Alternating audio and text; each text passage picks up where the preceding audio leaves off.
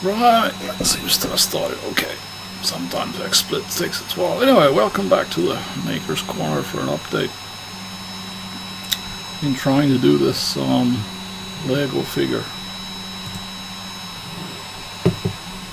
Now it's the leg part, but I was working on the center joint part. And that was an exciting thing to do. Really, the printer started going completely haywire. So first it only got this far. Actually, the printer running here next to me, so it makes a bit of noise. And I got this far with a nice layer shift. Not that cool. I'm always adjusting something on just normal settings. Print speed and layer heights and temperature and stuff. And I got this. Then I did some more adjustments. Decreased the flow rate, and I got this far. Still junk. Not a very good print. Then I gave up and I started thinking, there's something very bad wrong. So I cleaned out the nozzle. Where did I put that? Just a sec. Here we go.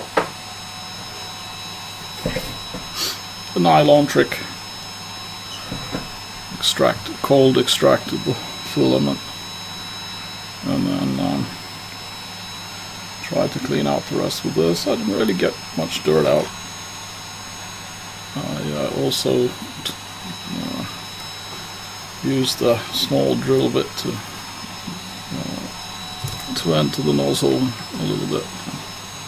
Tried to make sure it's clean, and I couldn't find any problem whatsoever. So anyway, I decided that the nozzle's probably got something jammed in it. So then I decided to take it out, and I took it out. So I'm using a Volcano hot end from China. So this is and the nozzle is supposed to be 0.4 millimeters, but this is like, if I measure it, it's 0.6. I have no idea what's happened to it. I haven't been printing out anything else but pretty much standard PLA. But anyway, I have the nozzle size set in the program to 0.4. So of course it won't work with a nozzle that's 0.6. You get all kinds of material flow errors. So I replaced the nozzle and tried to print again, and it still didn't work very well. And then I decided I would go into the programs and Slicker. I use Slicker to Slick 3R to do all the slicing. So I rechecked all the settings. Found out that the filament diameter was set to 1.25. Like 1.25 millimeters. What? I only use 1.75 millimeters. Anyway, so that I corrected. Now Slick 3R has a bit of a feature, I would call it, that it sometimes crashes, like disappears. Like you're using it and then just it's gone. And then when you reload it, or you just start it again, then it brings back the session you had, except for the STL setup that you had. But I'm pretty confident that sometimes it sets a value to the wrong. It actually, when it imports the values you were using, that sometimes it screws up one of the values. Anyway, that was a pity. I wasted a lot of time. So changed the nozzle to 0.4. Corrected this mistake with the filaments thing. Set all the other print options back to defaults. Okay, I did reduce the print speed 20%. And no, it's printed out the joint part. Wait, I think I have it here. Oh.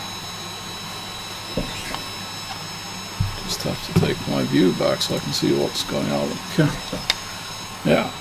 Wait, we switch back to bigger picture here. That's better. So that's the center part. That's not that perfect, but it'll do. And it'll, by the way, it'll never come out of there ever again. I pushed it in, and now it's locked in. But yeah,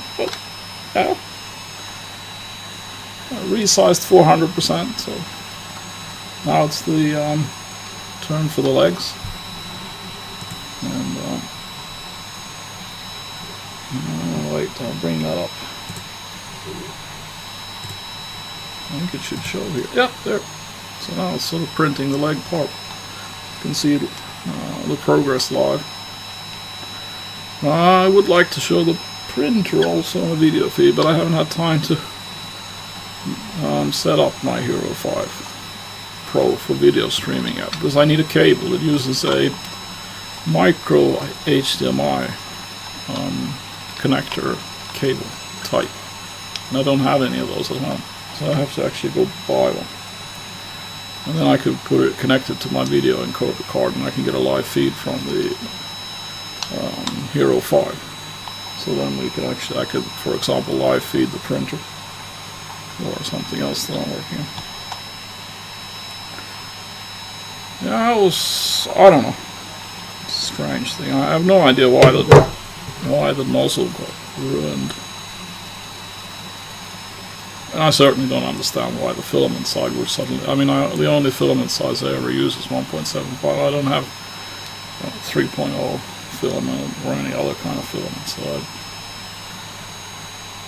I'm putting it down to Sleek are loading the wrong values after it crashed.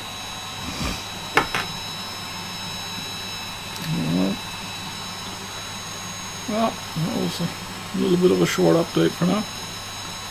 I'm just going to continue printing 2 legs, and I'll probably give an update on what it looks like when I have the legs printed out.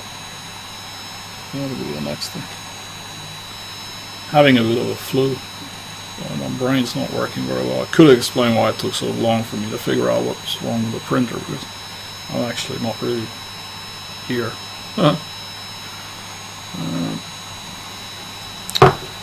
Okay, well, thanks for watching this one. I'll give you an update soon again. Bye.